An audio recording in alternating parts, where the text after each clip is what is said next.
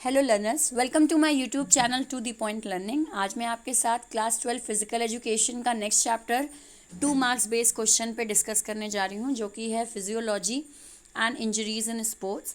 इससे पहले मैंने इसी सीरीज़ को कंटिन्यू रखते हुए योगा एंड लाइफस्टाइल और physical education and sports for CWSN के 2 मार्क्स क्वेश्चन डिस्कस किए थे। तो आप उन वीडियोस को ज़रूर देख लीजिएगा, उनका लिंक आपको मेरे इसी वीडियो के नीचे डिस्क्रिप्शन बॉक्स में मिल जाएगा। बाकी टर्म 2 एग्ज़ाम प्रिपरेशन जो मैंने प्लेलिस्ट बनाई है उसे भी ज़रूर देख लीजिएगा। आपके टर्म 2 के जो भी आपका पीरियड का पूरा कंटेंट है वो आपको वहाँ मिल जाएगा। किस तरीके से क्वेश्चन फ्रेम होने हैं, किस तरीके से कितना आंसर उसमें करना है, ये आपको लॉन्ग शॉर्ट और 2 मार्क्स इन सब का आइडिया हो जाएगा उस प्लेलिस्ट को देखने से। सो एक बार एग्ज़ाम देने से पहले उस प्लेलिस्ट को आप ज़रूर देख लीजिएगा, आपको बहुत ज़्यादा हेल्प मिलेगी। सो आज डिस्कस करते हैं हम chapter next, that is chapter 3 physiology and injuries in sports. उससे पहले दोबारा आपको रिमाइंड करा दें कि 2 मार्क्स क्वेश्चंस क्यों इंपॉर्टेंट हैं, क्योंकि 9 क्वेश्चन में से 7 क्वेश्चंस आपको करने होते हैं 2 मार्क्स में, और ये आपके 30 to 50 वर्ड्स कैरी करते हैं। सो यहाँ पे मैं आपके साथ 10 क्वेश्चंस इस चैप्टर के डिस्कस करूँगी along with the solutions, that is answers. So move on करते हैं क्वेश्चन नंबर 1 की ओर। What is muscular strength? Muscular strength क्या होता है? Right any 2 factors affecting it. कोई 2 फैक्टर्स बताइए जो इस मस्कुलर स्ट्रेंथ को अफेक्ट करते हो। सो सबसे पहले हम बताएंगे मस्कुलर स्ट्रेंथ क्या होता है। It may be define as the maximum force और टेंशन अ मसल और a muscle group can exert against resistance. कोई चीज़ किसी चीज़ को रोकने के लिए आप अपनी मैक्सिमम फोर्स अप्लाई कर रहे हो, जो कि आपके ग्रुप ऑफ मसल्स या फिर मसल्स की मदद से आप उसको रेसिस्ट करने की कोशिश कर रहे हो, रोकने की कोशिश कर रहे हो, तो उसे हम मस्कुलर स्ट्रेंथ कहते हैं। 2 फैक्टर्स जो हमारी मस्कुलर स्ट्रेंथ को अफेक्ट करते हैं। पहला है size of the muscle. As bigger and larger muscle can produce more force. जितनी ज़्यादा बिगर और लार्ज मसल्स होंगी आपकी, उतना ही ज़्यादा आप किसी चीज़ पर फोर्स लगा पाएंगे। और दूसरा है आपका age. Generally muscle strength is maximum in the age of 15 to 30 years. 15 to 30 years में आपकी जो वो स्ट्रेंथ होती है वो सबसे ज़्यादा मैक्सिमम होती है। तो 15 to 30 ईयर्स की एज ग्रुप में मसल स्ट्रेंथ सबसे ज़्यादा होता है। So these are the 2 factors या 2 फैक्टर्स जो आपके मस्कुलर स्ट्रेंथ को अफेक्ट करें। नेक्स्ट मूव ऑन करते हैं question number 2। What is explosive strength? Explosive strength क्या होता है? It involves quick and explosive movement. अचानक से कोई मूवमेंट करना। It is indispensable and depend upon metabolic composition. हमारे शरीर में मेटाबॉलिक कॉम्पोजिशन पे ये बेस्ड होता है। मसल साइज और मसल कोऑर्डिनेशन हमारा कैसा बन रहा है, ये सारी चीज़ें हमारी एक्सप्लोजिव स्ट्रेंथ को अफेक्ट करती हैं। It also improve the speed up to a certain limit. और एक्सप्लोजिव स्ट्रेंथ में हमारी स्पीड भी इन्वॉल्व होती है, यानी कि अगर मुझे अपनी स्पीड बढ़ानी है तो एक्सप्लोजिव स्ट्रेंथ पे अगर मैं वर्क करूँ कि एकदम से किसी काम को करना विद मिनिमम टाइम, तो ये चीज़ क्या है? स्पीड है। इसीलिए हम एक्सप्लोजिव स्ट्रेंथ को स्पीड में काउंट करते हैं कि एक ऐसा मूवमेंट, एक्सप्लोजिव वे में मूवमेंट जो कि मेरे composition, metabolic composition, muscle size और मसल कोऑर्डिनेशन को इम्प्रूव करे along with the speed. Next move on करते हैं question number 3। What is aerobic and anaerobic capacity? ये क्या होता है? Aerobic capacity refers to the capacity to maintain adequate supply of oxygen to the working muscles. जो muscles आप काम कर रहे हो, जो मसल्स आपकी लगातार मूवमेंट में हैं, उस मसल्स को एक प्रॉपर कैपेसिटी देना और ऑक्सीजन की एक प्रॉपर सप्लाई देना ऑक्सीजन की, ये क्या कहलाता है? एरोबिक एक्टिविटी कहलाता है। वहीं अगर बात करें this influence the level of endurance. Aerobic activities और अनएरोबिक दोनों ही एंड्योरेंस को अफेक्ट करती हैं। अनएरोबिक कैपेसिटी की बात करें, the working capacity of muscle in absence of oxygen. जब ऑक्सीजन आपके मसल्स को सप्लाई नहीं हो रही हैं, उस वक्त आपकी जो मसल्स एक्टिव हैं, जो मसल्स काम कर रही हैं, उनकी कैपेसिटी को हम क्या कहते हैं? अनएरोबिक। तो बेसिक आपका क्या है दोनों में डिफरेंस? एरोबिक कैपेसिटी हम उससे कहते हैं जब हम ऑक्सीजन सप्लाई कर रहे हैं अपनी वर्किंग मसल्स पे, यानी जो मसल्स वर्क कर रही हैं उनमें हम लगातार ऑक्सीजन हमारा शरीर ट्रांसपोर्ट कर रहा है, तो ये चीज़ क्या है? एरोबिक एक्टिविटी और या फिर एरोबिक कैपेसिटी हमारे शरीर की। और अनएरोबिक कैपेसिटी क्या हो गई कि जब हमारे एब्सेंस ऑफ ऑक्सीजन है, यानी ऑक्सीजन सप्लाई नहीं हो रही है हमारे मसल्स में, उस वक्त हमारी कैपेसिटी क्या है। देन मूव ऑन करते हैं question number 4। What is cardiac output? Cardiac output क्या होता है? It is the amount of blood pumped by the heart in 1 minute. 1 minute के अंदर हमारा जो हार्ट है वो कितना ब्लड पंप आउट करता है, उसे हम कार्डियक आउटपुट कहते हैं। In other words it is the product of stroke volume and heart rate. दूसरे वर्ड्स में कहें तो स्ट्रोक वॉल्यूम को हम मल्टीप्लाई कर दें अपने हार्ट रेट से, तो ये चीज़ क्या है? कार्डियक आउटपुट है। स्ट्रोक वॉल्यूम हो गया कि कितनी स्पीड से आपका जो हार्ट है वो पंप आउट कर रहा है ब्लड को, और हार्ट रेट हो गया कि उस पंप आउट करने का मिनट कितने सेकेंड में या कितने आपके टाइम ले रहा है आपका हार्ट जो पंप करने में। तो इन दोनों के मल्टीप्लिकेशन को हम कार्डियक आउटपुट कहते हैं। बाकी आपका ब्लड कितना, अमाउंट ऑफ ब्लड कितना पंप आउट हो रहा है हार्ट से 1 मिनट के अंदर, वो चीज़ आपकी कार्डियक आउटपुट कहलाती है। Cardiac output increase with the intensity of the exercise. हम कार्डियक आउटपुट को इम्प्रूव करते हैं अपनी एक्सरसाइज से। जितनी ज़्यादा इंटेंस एक्सरसाइज हमारी होगी उतना ही ज़्यादा हमारा कार्डियक आउटपुट बढ़ता चला जाएगा, यानी उतना ही ज़्यादा हमारा जो हार्ट है वो ब्लड को पंप आउट तेज़ी से करना शुरू करेगा। इसके अलावा इसका एक फॉर्मूला भी है, cardiac output is equal to heart rate into stroke volume. Next move on करते हैं क्वेश्चन नंबर 5। Define physiology. बहुत बेसिक सा क्वेश्चन है फिजियोलॉजी। इसकी डेफिनेशंस वगैरह अपने शॉर्ट क्वेश्चंस के लिए ज़रूर याद करके जाइएगा, क्योंकि ये बेसिक 2 मार्क्स कैरी करते हैं। ये लॉन्ग वगैरह में नहीं आते, तो 2 मार्क्स में इनके आने के चांसेस बढ़ जाते हैं। Physiology is defined as the branch of science that deals with the functioning of the organs. हमारी ऑर्गन्स कैसे फंक्शन कर रही हैं उससे रिलेटेड अगर हम स्टडी कर रहे हैं तो ये चीज़ क्या है? फिजियोलॉजी है। And their relationship with organ system with other organ system to maintain functioning of human body.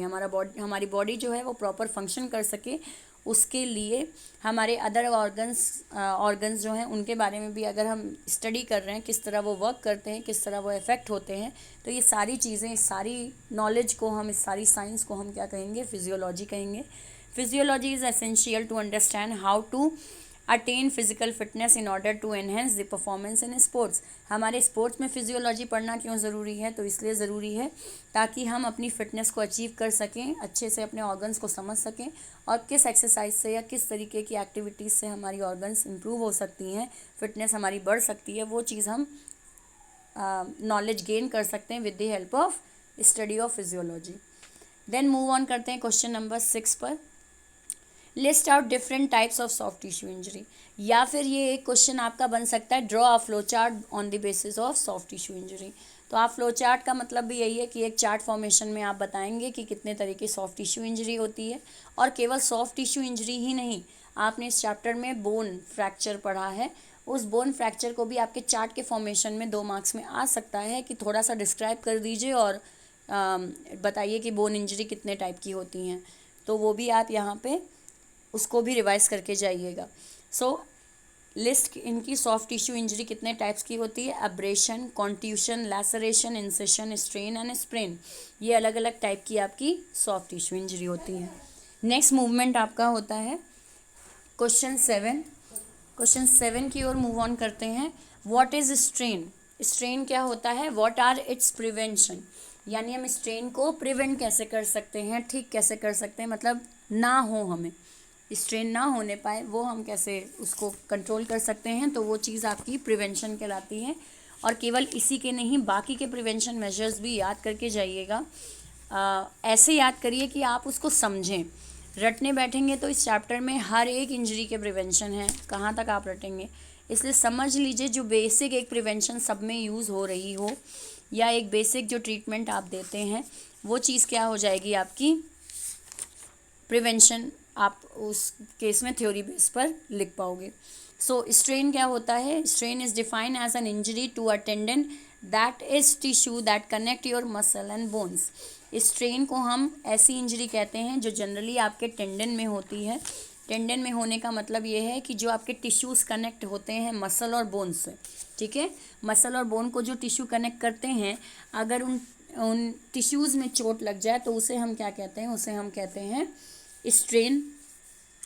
Strain generally आपका क्या है, किस कारण से, किस तरीके से हम स्ट्रेन का पता लगाते हैं? स्वेलिंग हो जाना, पेन बहुत ज़्यादा होना, या लिमिटेड मूवमेंट्स होना, ये सारी चीज़ें आपकी क्या कहलाती है? स्ट्रेन कहलाती है। स्ट्रेन के अलावा स्ट्रेन को हम एक, आप कह लीजिए कि सूजन वगैरह हो जाना, उसे हम स्ट्रेन कहते हैं, ठीक है। बहुत ज़्यादा मूवमेंट होना, पैर अचानक से मुड़ जाना, तो ये चीज़ें स्ट्रेन कहलाती है। तो ये, या हम कहें कि खिंचाव हो जाना बहुत ज़्यादा आपके मसल्स के बीच, तो ये चीज़ें स्ट्रेन होती है। मोच की बात नहीं कर रहे हैं, मोच आपका स्प्रेन होता है, मोच आ जाना वो अलग चीज़ है, और स्ट्रेन का मतलब हो जाता है बहुत ज़्यादा मसल्स के बीच खिंचाव हो जाना, that is what strain. So strain की डेफिनेशन ये, इट कैन बी प्रिवेंटेड, हम इसको इससे बच कैसे सकते हैं, अगर हम प्रॉपर वार्मिंग अप करें, स्ट्रेचिंग एक्सरसाइजेस करें, तो क्या, so that it increase blood flow. हमारे वार्मिंग अप करने से, एक्सरसाइज से पहले, या एक्सरसाइज वार्मिंग अप से रिलेटेड एक्सरसाइज या फिर स्पोर्ट्स से पहले अगर हम एक्सरसाइजेस कर रहे हैं, तो वो हमारे बॉडी टेम्परेचर को थोड़ा बढ़ा देती है, right.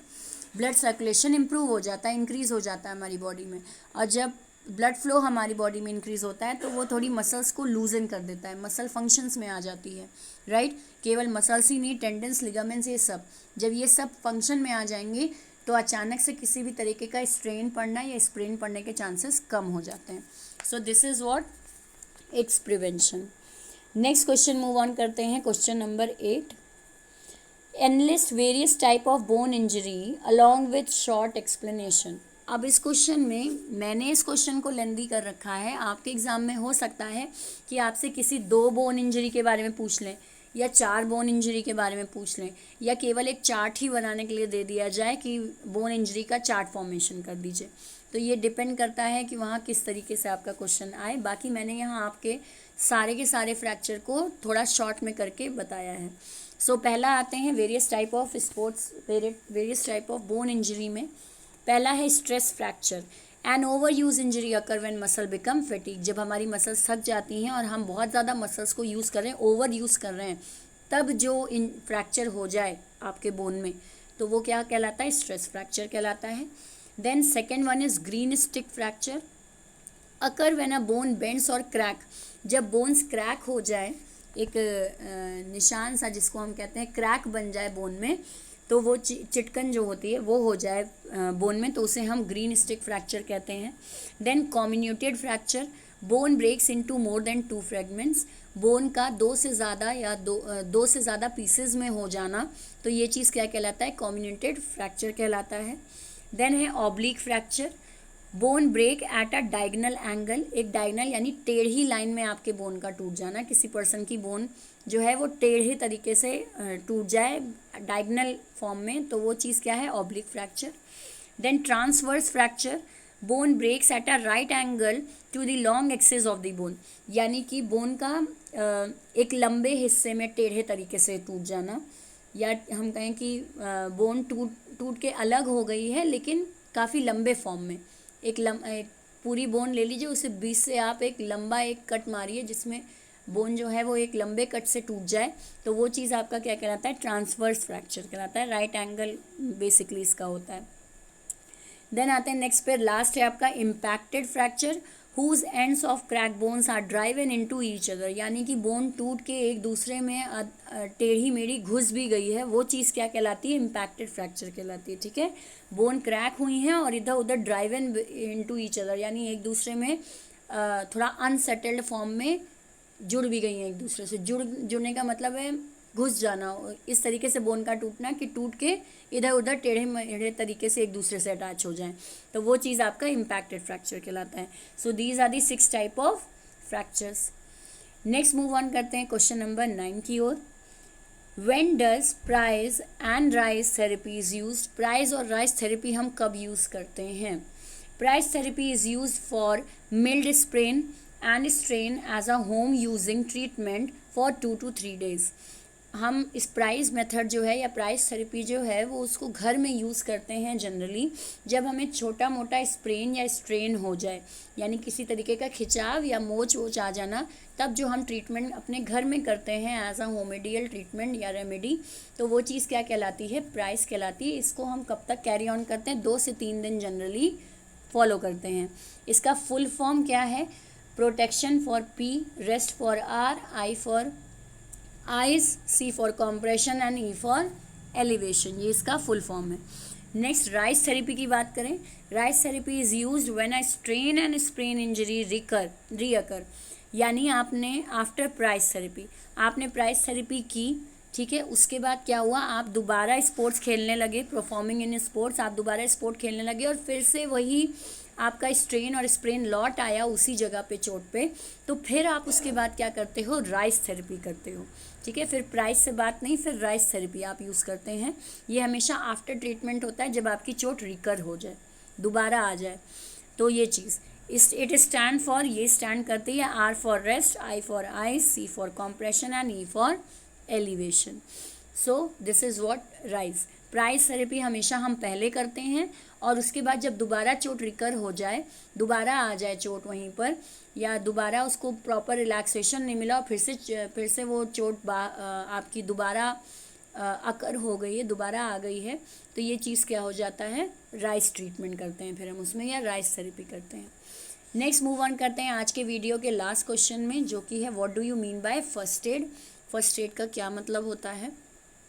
First aid is the assistance यानी help given to any person suffering from a sudden illness और इंजरी। किसी तरीके से कोई पर्सन एकदम से बीमार है या एकदम से उसे चोट लग गई है, तो जो पहला ट्रीटमेंट आप उसको, या पहली हेल्प जो आप उसकी करेंगे, उसको केयर देने के लिए, प्रोवाइड टू प्रिजर्व लाइफ, उसकी लाइफ को बचाने के लिए, उसकी कंडीशन को प्रिवेंट करने के लिए कि और ज़्यादा वर्सन ना होने पाए, और ज़्यादा ख़राब ना होने पाए उसकी कंडीशन।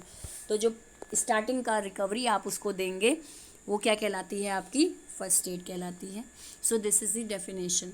सो ये मैंने आपके साथ शॉर्ट क्वेश्चंस कवर किए हैं। ऐसा नहीं है कि केवल यही इसी तरीके के क्वेश्चन फॉर्म हो सकते हैं। मैंने आपको ऑलरेडी बताया कि प्रिवेंशन ज़रूर पढ़ लीजिएगा। फर्स्ट एड जैसे आपका क्वेश्चन है, तो फर्स्ट एड में आपके 4 P's आते हैं, प्रिवेंट वगैरह, प्रमोट वगैरह, प्रोटेक्ट वगैरह, तो ये सारी चीज़ें भी पढ़ लीजिएगा। जब आप चैप्टर लॉन्ग क्वेश्चन के लिए पढ़ेंगे, तो उसी में से आपके लेकर क्वेश्चन शॉर्ट में बनते हैं। तो चैप्टर को पढ़ लीजिएगा, क्योंकि ये चैप्टर काफ़ी आपका लेंदी है। और प्रिवेंशन के पॉइंट्स ऐसे निकालिएगा जो कि आपके सारी इंजरीज़ में कुछ हद तक कॉमन हो, ताकि इतना ज़्यादा लर्निंग काम आपका ना बढ़े। बाकी ये 10 क्वेश्चंस आई होप आपके लिए हेल्पफुल रहे हों। अगर आपको वीडियो हेल्पफुल लगा है तो लाइक का बटन ज़रूर क्लिक करें। बाकी इसको अपने क्लासमेट्स और फ्रेंड्स में ज़रूर शेयर करें, ताकि उनका भी पीएड पेपर से रिवीजन हो सके।